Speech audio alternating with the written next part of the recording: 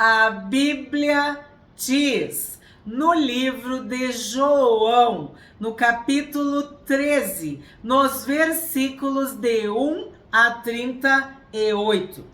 Antes da festa da Páscoa, sabendo Jesus que era chegada a sua hora de passar deste mundo para o Pai, tendo amado os seus que estavam no mundo, amou-os até o fim.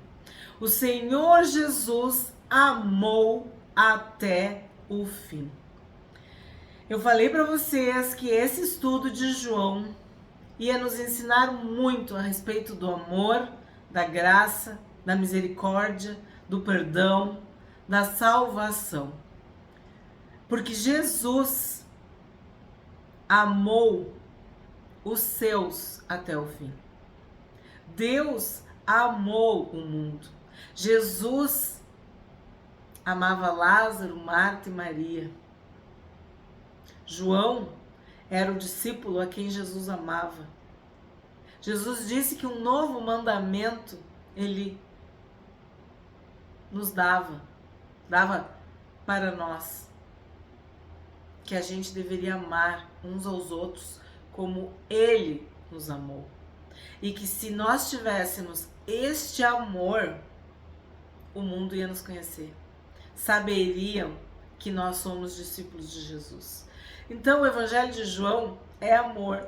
E eu tenho dito para vocês, na minha infância e adolescência, ele era distribuído gratuitamente na linguagem de hoje. E o título era: o mais importante é o amor.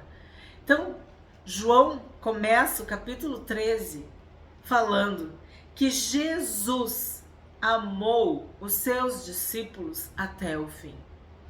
Amor que desiste, amor que se entrega, amor que abandona, não é amor. Porque Paulo fala em 1 Coríntios 13, o amor jamais acaba. O amor tudo sofre, tudo suporta. Esse é o amor do Senhor Jesus por nós. Não importa o que tu faça ou deixe de fazer, Ele te ama. Tu entregou a tua vida para Jesus. Tu é ovelha, nada, nem ninguém vai te arrebatar da mão do Senhor Jesus. Então aqui nós já temos vídeos sobre esse capítulo. Jesus sabia que era chegada a sua hora. Ele sabia que ele ia deixar o mundo e voltar para o Pai. Mas ele amava os seus que estavam no mundo. Porque ele sabia que nós precisávamos dele. E ele nos prometeu: eis que estou convosco, eis que estarei com vocês todos os dias. É o Deus Emanuel, o Deus conosco. Então Jesus amou os seus até o fim. Jesus amou os seus que estavam no mundo. Então, Jesus te ama e Ele estará contigo sempre. Essa é a promessa dele, até o fim.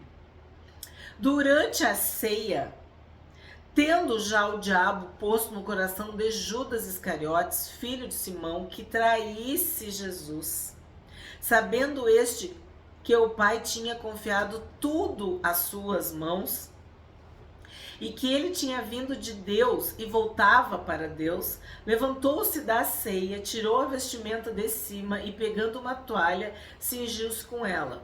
Em seguida, Jesus pôs água numa bacia e começou a lavar os pés dos discípulos e a enxugá-los com a toalha com que estava cingido. Então, o Pai confiou tudo a Jesus. E Jesus entregou tudo. Se entregou por amor. E agora, na ceia, ele dá uma demonstração, uma prova, um exemplo de amor, de humildade para os seus discípulos. Mas tu não pode esquecer que Judas, o diabo já tinha posto no coração de Judas trair Jesus. E mesmo assim, Jesus lavou os pés de Judas. 6. Quando se aproximou de Simão Pedro, este lhe perguntou: vai lavar os meus pés, Senhor? Jesus respondeu: o que eu faço você não compreende agora, mas vai entender depois. Então Pedro disse: o Senhor nunca lavará os meus pés. Ao que Jesus respondeu: se eu não lavar, você não terá parte comigo. Então aqui nós temos que parar, meditar, refletir, entender, aprender o que o Senhor Jesus está dizendo para Pedro. Se eu não lavar, você não terá parte comigo. Então, se eu não lavar os teus pés, tu não vai ter parte comigo. O que Jesus está falando aqui? Quem é que pisa? Não são os pés? Os pés estão no mundo? Sim. Então, a gente começou lendo que Jesus amou os seus que estavam no mundo. Nós estamos no mundo. Os nossos pés estão no mundo. Portanto, eles se sujam. Os nossos pés nos levam para lá e para cá. Vão e voltam. Eles estão no mundo. Jesus lava os pés. O escravo mais humilde é que fazia esta tarefa de lavar os pés. Tu tem que pensar numa cultura em que as pessoas andavam descalças, ou de sandália, né? E muito pó, muita terra, sujavam os pés. Tu tá entendendo? A vida no mundo pode sujar os pés. Então Jesus está dizendo: se eu não te lavar, né? Se eu não lavar os teus pés, tu não vai ter parte comigo. Se eu não te lavar, se eu não te limpar, se eu não te purificar, se eu não te deixar limpo, tu não vai ter parte comigo. Sede santos, porque eu sou santo. O nosso Deus é santo, santo, santo. Se eu não for santa, se o Espírito Santo não habitar em mim, se eu não viver, andar em santidade, como eu vou ter parte com Jesus? Como eu vou experimentar da presença, da graça, da direção, da voz, do conselho, da proteção de Jesus? Então ele está dizendo para Pedro: se eu não lavar os teus pés, tu não vai ter parte comigo. Nós não vamos poder estar juntos, unidos, andarmos juntos. Então, tu pode dizer não para o processo de santificação. Tu pode dizer não para o processo de purificação, de limpeza. O que fala no Apocalipse? Quem são os salvos, aquela multidão de vestes brancas? Aqueles que têm o seu nome escrito no livro da vida. E quem são os que têm o nome escrito no livro da vida? Aqueles que lavaram as suas vestes no sangue do Cordeiro, que alvejaram, quer dizer, tornaram alvas as suas vestes. Isso quer dizer santificação, purificação, limpeza. A lavagem, né?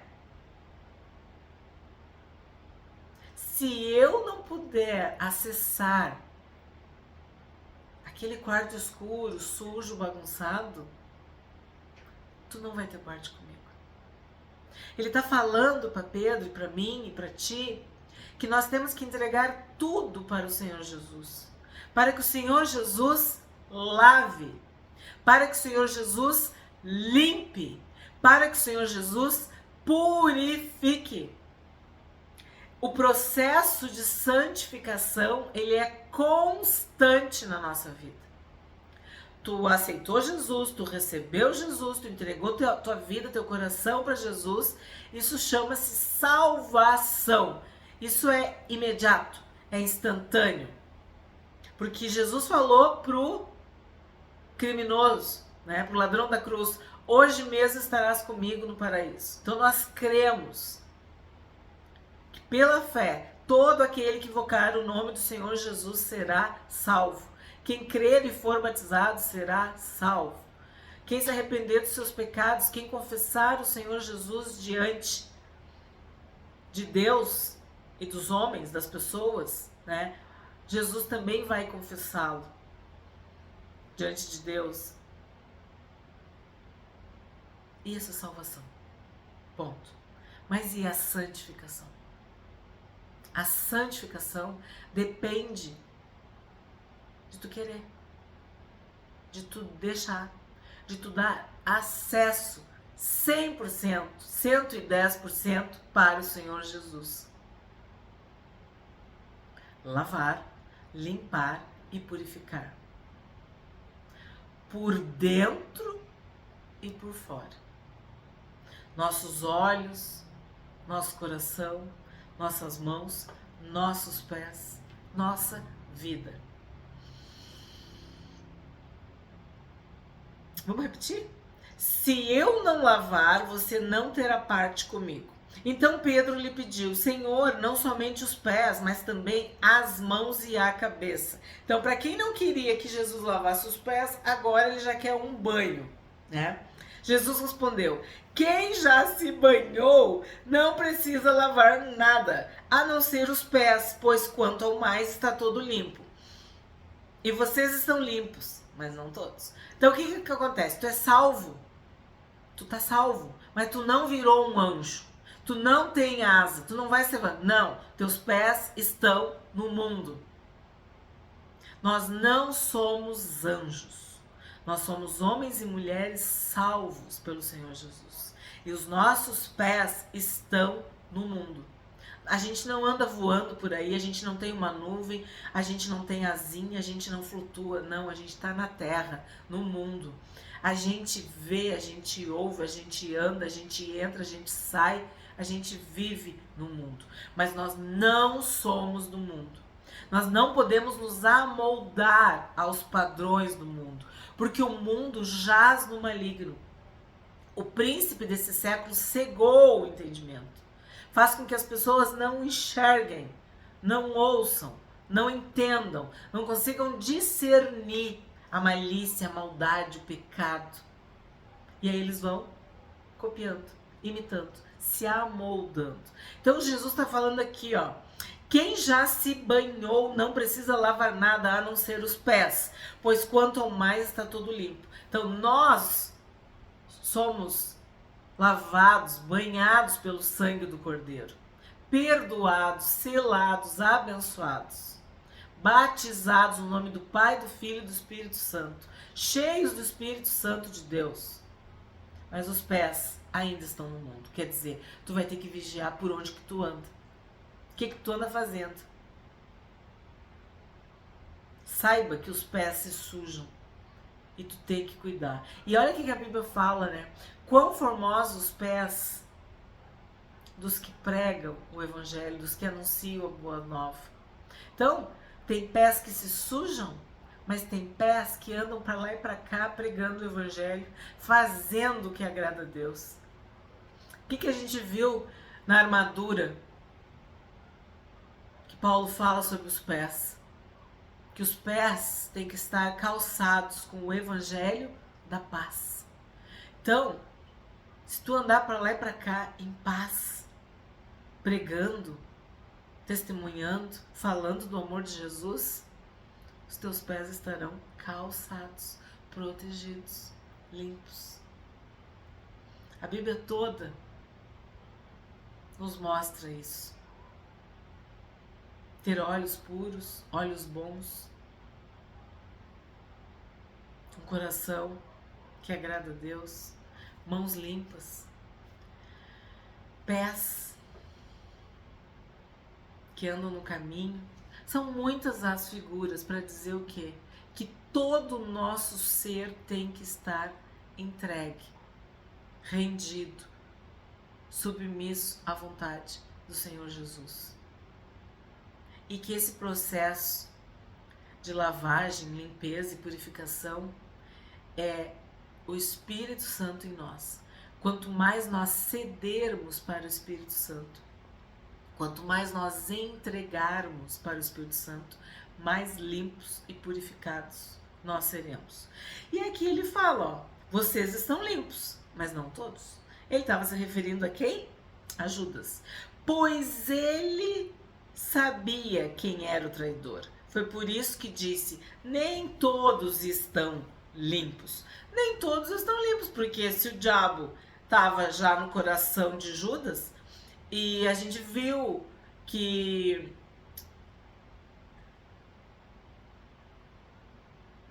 Abel e Caim, quando Caim já tinha, vamos assim, decidido, o semblante dele caiu, ele estava irado, né, contra Abel. E Deus pergunta para ele sobre isso. E aí Deus fala que o pecado está na porta, ele está batendo. Cabe a gente resistir. E aí tu pensa em Caim, que foi o primeiro lá que caiu. Caim caiu, né? O homicida, matou o próprio irmão. Então Judas, quantas vezes tu acha, né? Eu fico imaginando isso, que o diabo bateu no coraçãozinho, tentou, cercou, para que ele caísse, para que ele fosse o traidor. Porque Jesus está dizendo, ó, nem todos estão limpos. E ele estava com Jesus. Ele era um discípulo de Jesus. Ele viu tudo que os outros viram. Ele ouviu tudo que os outros ouviram. Mas Satanás entrou no coração de Judas. E a gente viu o episódio de que ele roubava da bolsa. Então são muitas coisas envolvidas para que a pessoa se entregue a Satanás, para que ela deixe o caminho. Por isso que a Bíblia diz que aquele que perseverar até o fim, esse vai ser salvo. E Jesus amou os seus até o fim. 12. Depois deles ter lavado os pés, Jesus pôs de novo as suas vestimentas e, voltando à mesa, perguntou-lhes: vocês compreendem o que eu lhes fiz?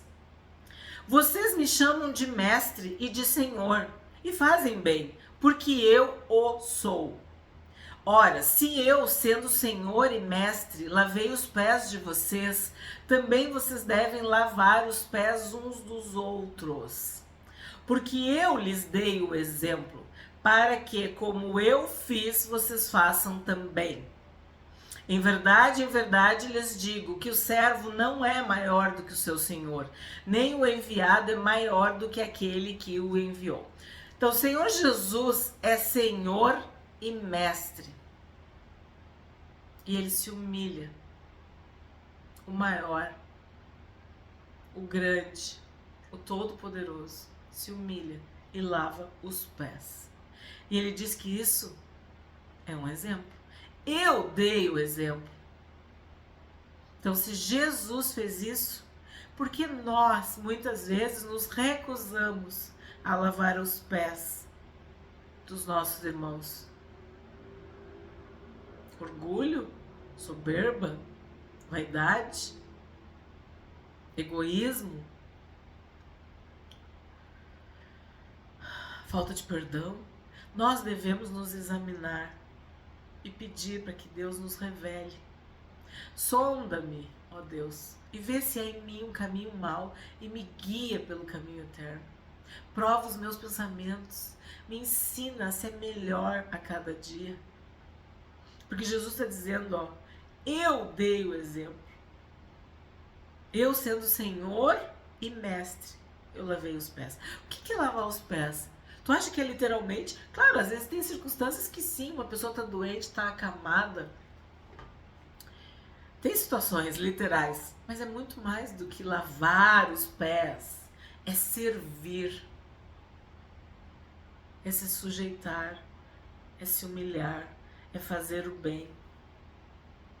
E isso é amor.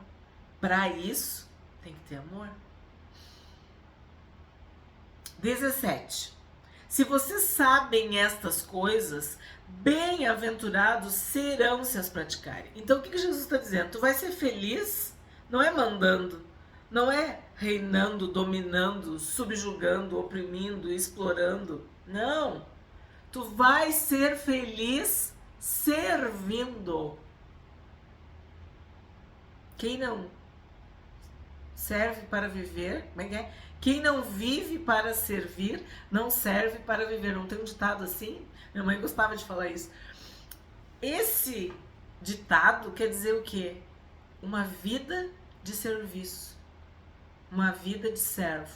O Senhor Jesus foi um servo sofredor que se entregou por nós. E ele está dizendo que a felicidade, que bem-aventurado quer dizer o quê? Feliz, abençoado. Então, bem-aventurados serão vocês se praticarem isso. Se vocês servirem ao próximo, vocês vão ser felizes. Vocês vão ser bem-aventurados.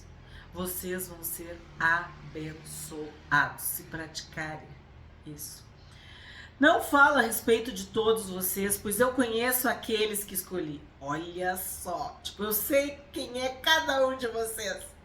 Mas é para que se cumpra a escritura. Aquele que come do meu pão levantou contra mim o seu calcanhar. Naquela minissérie sobre as profecias do Antigo Testamento que se cumpriram em Jesus, no Evangelho de Mateus, eu falei para vocês sobre isso aqui. Esse versículo, ele é um versículo que se refere a Davi, provavelmente a Absalão, que era o filho de Davi, né? Davi foi muito traído, rejeitado, abandonado, teve muita coisa na vida de Jesus, na vida de Davi, que apontava para o Senhor Jesus, principalmente a traição, né? Então aqui diz, ó, aquele que come do meu pão levantou contra mim o seu calcanhar. Desde já lhes digo isso, antes que aconteça, para que, quando acontecer, vocês creiam que eu sou. Em verdade, lhes digo, quem recebe aquele que eu enviar, recebe a mim, e quem recebe a mim, recebe aquele que me enviou. Ele conhecia cada um dos seus discípulos. Ele conhece cada uma das suas ovelhas. Ele as chama pelo nome e elas ouvem a sua voz. Então ele sabe quem nós somos e o que a gente precisa e como que tem que ser o tratamento com cada um de nós. E isso para nós é um conforto, é um consolo, de que Jesus nos vê, Jesus nos conhece, sabe o nosso nome. E Ele nos ajuda, nos socorre nas nossas fraquezas, nas nossas limitações, nos nossos desafios. Sabe quem foi nosso pai, nossa mãe, nossa história toda. Ele sabe tudo. Ele sabe por que a gente age e reage de determinadas maneiras. E Ele não quer que tu vença sozinho, não. Entrega para Jesus o que te dói. Transforma tuas dores, tuas feridas, teus senões em orações. E pede para Jesus, porque Ele disse, sem mim nada podeis fazer. Então, eu conheço aqueles que eu escolhi. Tu é um escolhido de Deus, tu é uma escolhida de Deus, e Ele te conhece, e Ele te ama, e Ele te ajuda. Pode ter certeza disso. 21. Depois de dizer isso, Jesus se angustiou em espírito e afirmou, em verdade, lhes digo que um de vocês vai me trair. Jesus se angustiou em espírito. Jesus era 100% Deus e 100% humano. Então, aqui o homem Jesus, né, se angustiou em espírito. Porque dói muito a ingratidão, a traição, a mentira, a maldade, né? Ele também sabia o fim de Judas. Então ele se angustia em espírito e fala para os outros, 11, que ele vai ser traído. por um dos seus discípulos. Então os discípulos olharam uns para os outros sem saber a quem ele se referia. Ao lado de Jesus estava reclinado um dos seus discípulos, aquele a quem ele amava. Vocês já sabem qual é o discípulo a quem Jesus amava? João, o escritor do evangelho que nós estamos lendo. Também o escritor de Apocalipse, de 1ª, 2ª e 3ª João. 5 livros, né? Cartas e livros escritos pelo apóstolo João. Simão Pedro fez um sinal a esse para que perguntasse a quem Jesus se referia. E é muito retratado nas obras de arte um discípulo reclinado próximo do Senhor Jesus, né? Na ceia. É João. E do lado Pedro, acredite, até porque Pedro era o mais velho, era o líder, né? Então sempre tem uma figura mais assim, adulta, madura, do lado desse discípulo, que isso é retratando essa passagem, né? Então aquele discípulo, reclinando-se sobre o peito de Jesus, perguntou: Senhor, quem é? Jesus respondeu: é aquele a quem eu der o pedaço de pão molhado. Então Jesus pegou um pedaço de pão e, tendo-o molhado, deu a Judas, filho de Simão Iscariotes. E depois que Judas recebeu o pedaço de pão, imediatamente Satanás entrou nele. Então Jesus disse a Judas, o que você pretende fazer, faça-o depressa. Nenhum dos que estavam à mesa entendeu porque Jesus tinha dito isso. Pois como Judas era quem trazia a bolsa do dinheiro, alguns pensaram que Jesus tinha dito a ele: compre o que precisamos para a festa, ou então que havia solicitado que desse alguma coisa aos pobres. Assim, tendo recebido o pedaço de pão, Judas logo saiu e era noite. Então, imediatamente Satanás entrou em Judas. Se no outro versículo, no 2, né, durante a ceia, tendo já o diabo posto no coração de Judas Iscariotes, filho de Simão, que traísse Jesus, agora está claro, imediatamente Satanás entrou em Judas. 31.